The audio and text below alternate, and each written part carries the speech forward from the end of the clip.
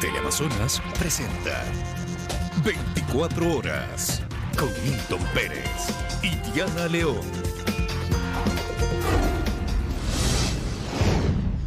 Empezamos. El Consejo de Participación Ciudadana sesiona a esta hora para analizar el pedido de reconsideración a la votación con la que se eligió a Dunia Martínez como nueva presidenta del Consejo de la Judicatura. Vámonos en directo, como ya lo informamos, está ahí Daniela Valencia para contarnos detalles. Dani, buenas noches. Buenas noches, Milton, Diana, amigos televidentes. Pues sigo con 1 hora y media de retraso y en medio de una sesión bastante acalorada fue como se instaló esta sesión para analizar el pedido de reconsideración solicitado por la consejera Yadira Salto. Según el reglamento 19, el artículo 19 del reglamento de sesiones del Pleno del Consejo de Participación se requerían de 5 votos y efectivamente se tuvieron estos 5 votos para poder reconsiderar esta decisión. Recordemos que con esto se va a rever la moción con la que se designó a Dunia Martínez como presidenta del Consejo de la Judicatura. A esta hora el Pleno ha suspendido por 5 minutos para que cada uno de estos consejeros pueda analizar con sus asesores qué es lo que van a tratar. Pues sorpresivamente lo que se conoce es que la consejera Yadira Saltos lo que mocionará es tomar en cuenta al tercero de la terna, esto es a Mario Godoy. No obstante, el consejero Juan Esteban Guarderas lo que dice es que no se mocione a ninguno de estos miembros de la terna, sino por el contrario que se solicite una nueva terna. Escuchemos lo que dijo en el Pleno.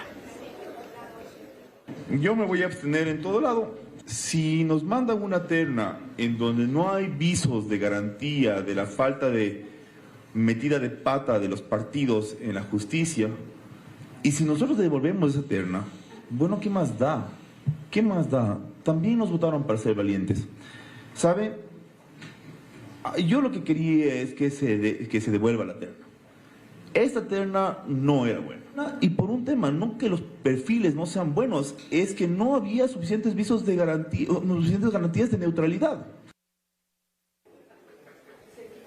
Y bien, como les decíamos, esta sesión se dio de una forma bastante acalorada al inicio, pues el presidente del Consejo de Participación Ciudadana, Andrés Fantoni, previo a darle la palabra a la solicitante, a Yadira Saltos, para que ya pudiera argumentar su resolución, su pedido, le dio la palabra al director jurídico para que explicara qué es lo que contiene el artículo 19 de este reglamento de sesiones del Consejo de Participación Ciudadana y Control Social. Escuchemos parte de lo que fue este encuentro. ¿Qué le pasa a usted? Punto de orden, por favor. Respeto.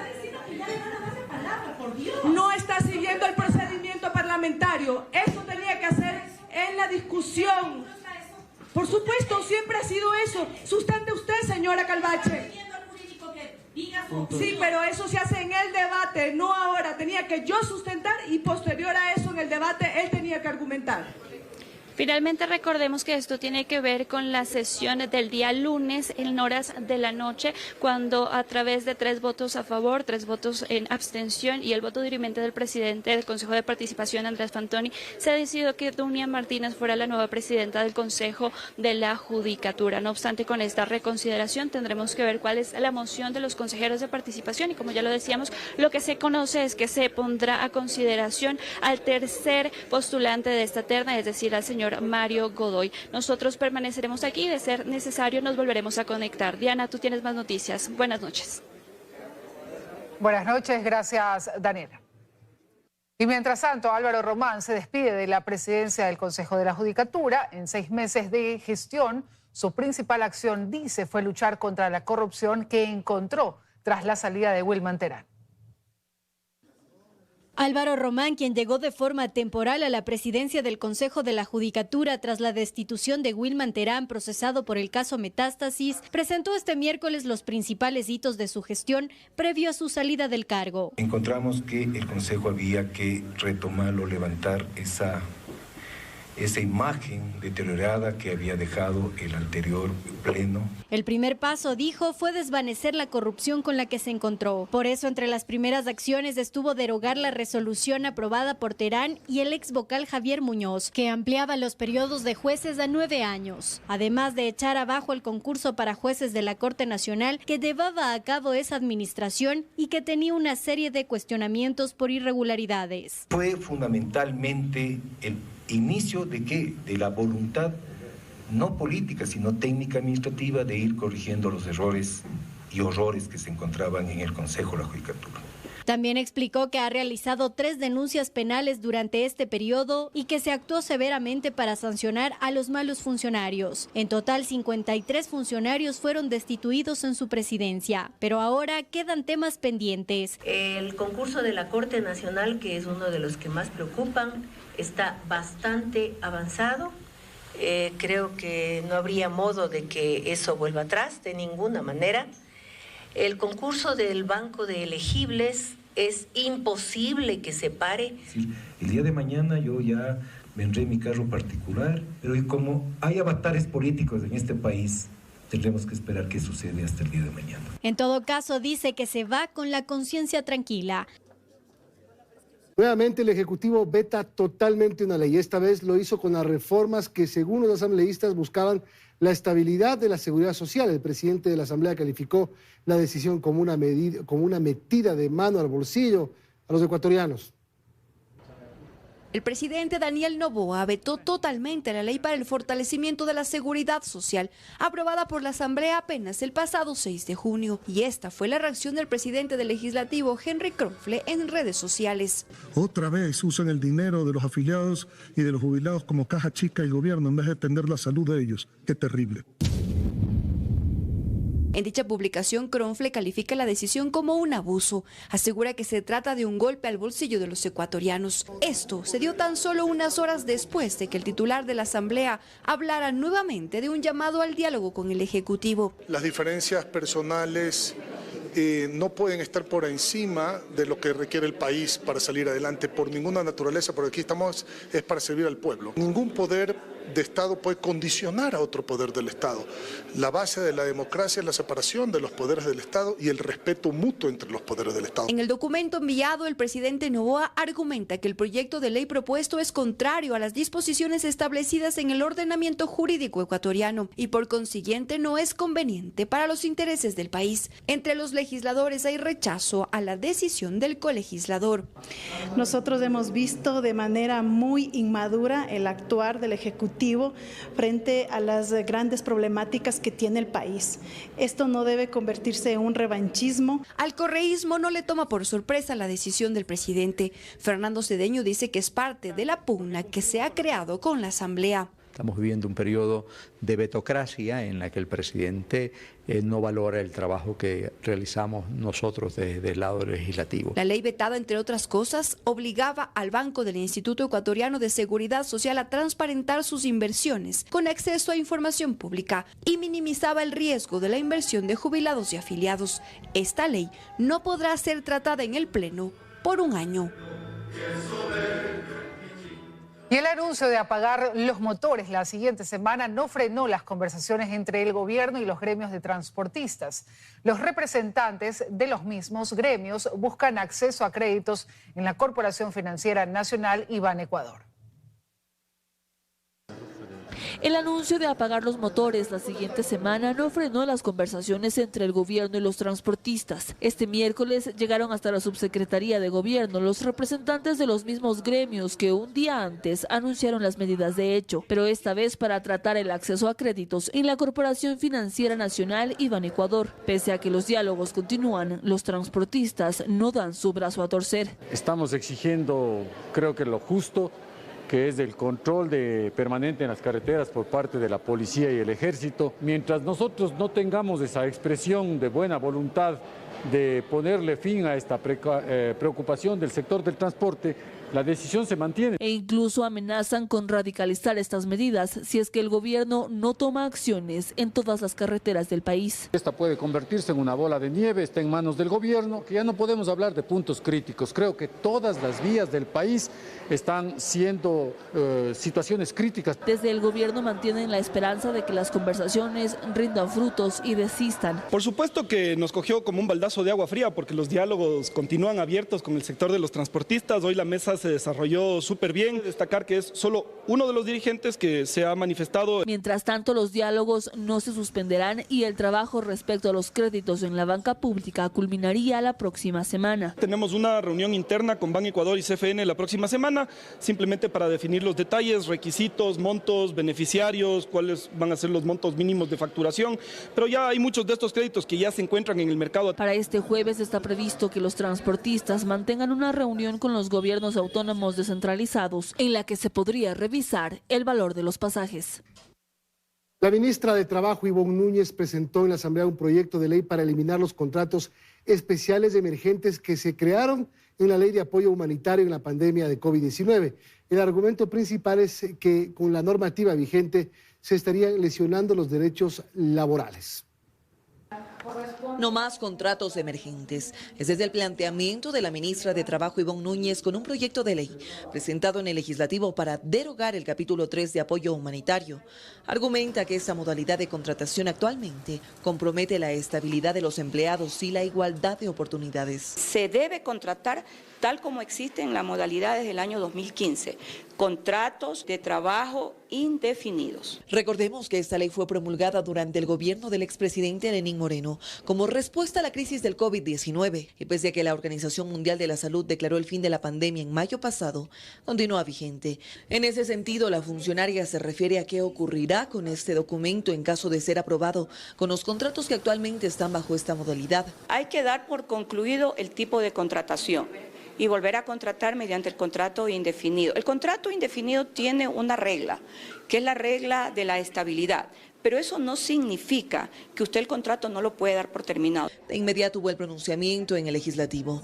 Bancadas como Construye e Independiente dicen respaldar este proyecto presentado con carácter urgente, pues con ello se estaría buscando restablecer condiciones laborales más equitativas. Resulta positivo y coherente con el momento. Si estamos tratando de dejar de lado la precarización laboral, hay que entender que esta contratación emergente sirvió probablemente en su momento. Me parece interesante desde el punto de vista humano. Hay más de 800.000 pobres de los sectores populares que no tienen empleo. Desde la bancada de la Revolución Ciudadana, en cambio, dicen que están preocupados, sobre todo por el acuerdo que actualmente mantiene el gobierno con el Fondo Monetario Internacional. Porque en la Carta de Intención con el Fondo Monetario se comprometen a profundizar la flexibilidad laboral y esa es de mis mayores preocupaciones. Esa Carta de Intención del Fondo está condicionando los desembolsos de los $4.000 millones del último acuerdo. Ahora este documento presentado por la ministra de Trabajo irá al Consejo de Administración Legislativa, que deberá resolver si acepta o no a trámite.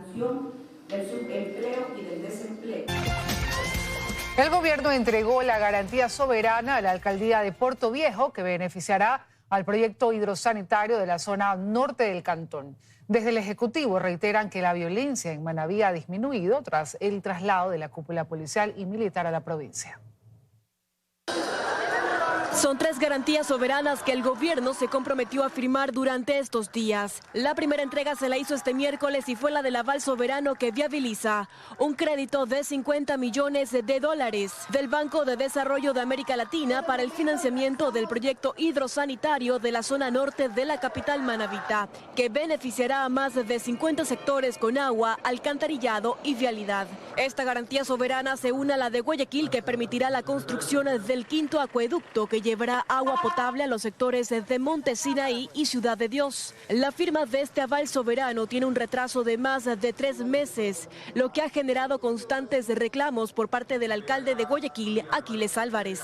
Aplaudo que Puerto Viejo, así mismo como la provincia de Manabí y su prefecto, estén agradecidos que estamos haciendo esto y que reconozcan el esfuerzo. Lamentablemente hay otros alcaldes y prefectos que creen que el aval soberano es nomás firmar un papelito y ya está, y ni siquiera agradecen, es más, hasta quieren braviar.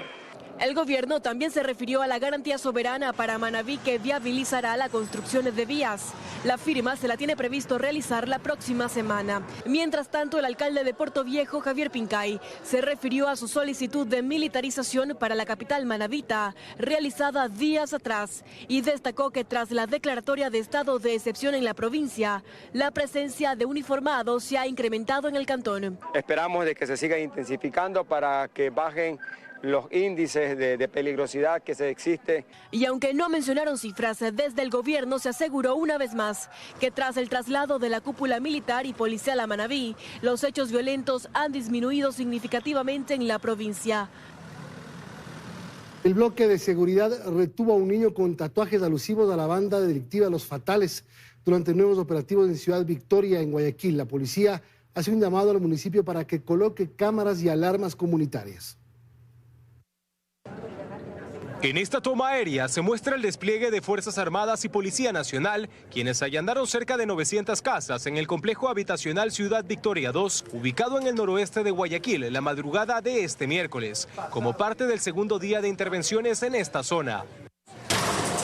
Mientras los uniformados ingresaban casa por casa, una mujer con documento en mano pidió ayuda a los agentes policiales. Esto porque la vivienda de su hermano había sido tomada hace 3 meses por delincuentes. Al llegar a los exteriores del domicilio, encontraron a un niño de 12 años en poder de una pistola de juguete. Al interrogarlo, los agentes policiales se percataron que con tan corta edad tenía 2 tatuajes, uno alusivo a la banda Los Fatales y otro con las iniciales de un cabecilla de esta estructura asesinado. Es impresionante ver a un chico de 12 años que en vez de estar en clase está aquí cuidando la casa. Le preguntamos si los hermanos también son de Los Fatales y como con orgullo de pertenecer a algo bueno, dice sí, todos somos fatales aquí. El niño fue entregado a la DINAPEN mientras se desalojaron los enseres de sus 2 hermanos mayores, quienes además de ser gatilleros, cobran las extorsiones en este punto. En la casa se encontró armas falsas, un chaleco antibalas y una radio de comunicación.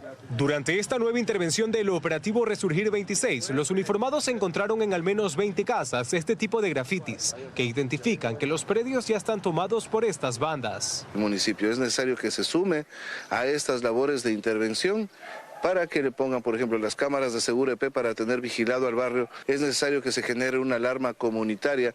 En este complejo habitacional, las bandas delictivas Los Águilas y Los Fatales cobran $30 por domicilio y $2 por el ingreso de cada carro por la garita principal, como lo muestra este video.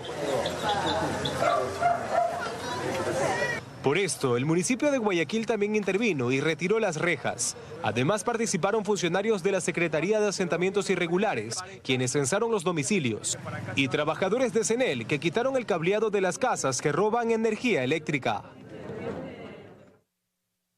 4 presuntos integrantes de la banda delictiva de Los Lobos fueron detenidos en las últimas horas. Según las autoridades, los sujetos se dedicaban a extorsionar a conductores en las carreteras y ejes viales de Santo Domingo de los Áchilas y la capital. Así fue el operativo que permitió la captura de 4 sujetos en inmuebles ubicados al sur y suroriente de Quito. Personas que aparentemente se dedicaban a cometer delitos como extorsión y robo en los principales ejes viales no solo de la capital, sino también de la provincia de Santo Domingo de los Áchilas. El último hecho lo habrían cometido en el sector de Aloac, al sur de Quito, cuando con 2 vehículos interceptaron a un camión que llevaba decenas de costales con alimentos para animales. Con armas de fuego a esta persona le proceden a realizar lo que nosotros denominamos el paseo millonario, aproximadamente por 2 horas, en donde sacan dinero de las diferentes tarjetas que él poseía y dejándole maniatado en el sector de Tandapi. 6 sujetos habrían participado del hecho delictivo. 2 de ellos registran antecedentes. Eso además que en su poder se halló la mercadería sustraída y valorada en cerca de $13.000. Las características de las personas, los 4 tenían tatuados característica a la banda, a los GDOs, Los Lobos, y ellos también manifiestan pertenecer a este grupo. Ahora los sujetos están puestos tras las rejas. No obstante, las autoridades están tras la pista de otros 8 sujetos, quienes con los detenidos aparentemente se dedicaban a cometer estos hechos delictivos. Peligrosos criminales procesados por delitos menores es una de las constantes que se reportan en unidades judiciales del país. Según especialistas, esta realidad no necesariamente cambiará con el endurecimiento de penas.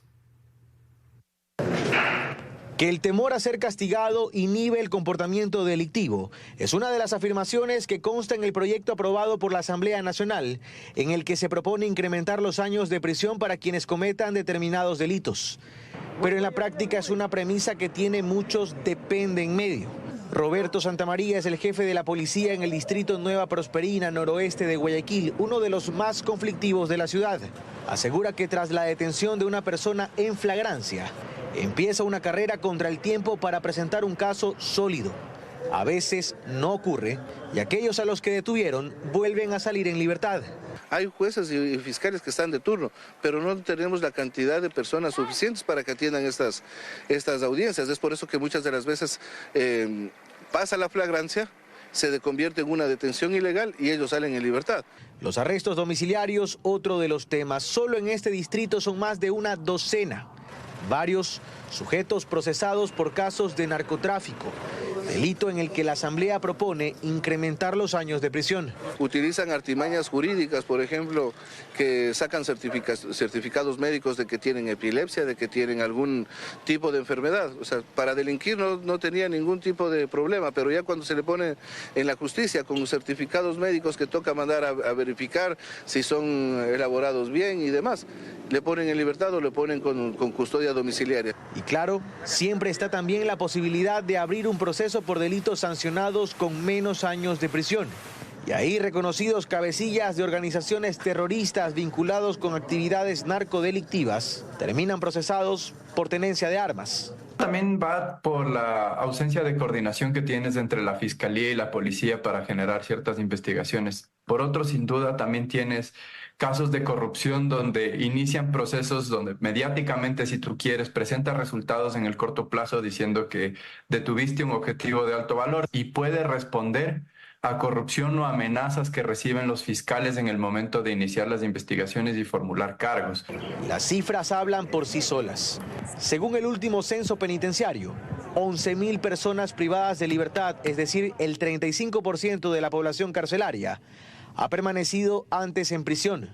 8.500 de ellas, es decir, la mayoría, fueron detenidos antes entre 2 y 5 veces.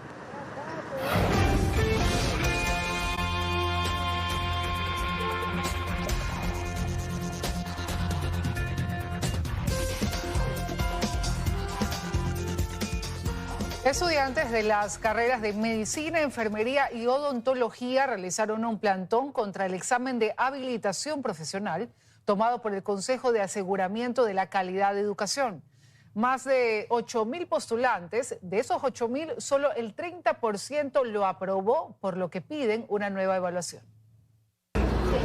Hasta los exteriores de la Asamblea Nacional en Quito llegaron decenas de estudiantes de las carreras de medicina, enfermería y odontología para pedir a la Comisión de Educación que tome acciones por las inconsistencias presentadas en el examen para la habilitación profesional que está a cargo del Consejo de Aseguramiento de la Calidad de Educación CASES. Según los representantes de los médicos, de los más de 8.000 postulantes, solo el 30% lo aprobó. Se eliminó el banco de preguntas con el cual nosotros nos preparábamos para el examen y eso llevó a que publicaran una bibliografía referencial que es muy extensa, que suma más de 31.000 páginas. Las preguntas no estaban correctamente formuladas y presentaban datos clínicos insuficientes que no nos permitían llegar a una respuesta correcta. Esta situación impide que puedan acceder a un cupo en la rural, por lo que solicitaron que se tome una nueva evaluación en 7 días. Entonces el Ecuador está en un colapso a nivel nacional de salud, porque significa que no va a haber ni médicos, ni enfermeros, ni odontólogos. Se presentaron más de 6.100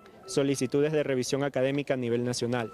Por este tema, las autoridades del CASES comparecieron en la comisión y rechazaron que existan inconsistencias. Aseguran que esta evaluación cumple con estándares internacionales para garantizar la calidad de los servicios de salud en el país. En ningún país del mundo no se entrega nunca banco de preguntas y respuestas. Esto nos conllevó al CASES sea realmente tomado como un examen muy similar al de la renovación de una licencia de conducir.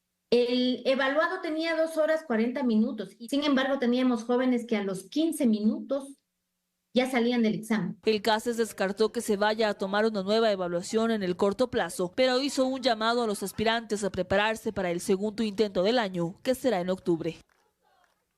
Aunque el reglamento para acceder a la eutanasia está vigente desde hace 3 meses, ningún paciente ni sus familias han podido ejercer este derecho. Mientras tanto, este mes se espera que la Defensoría del Pueblo presente el proyecto de ley a la Asamblea.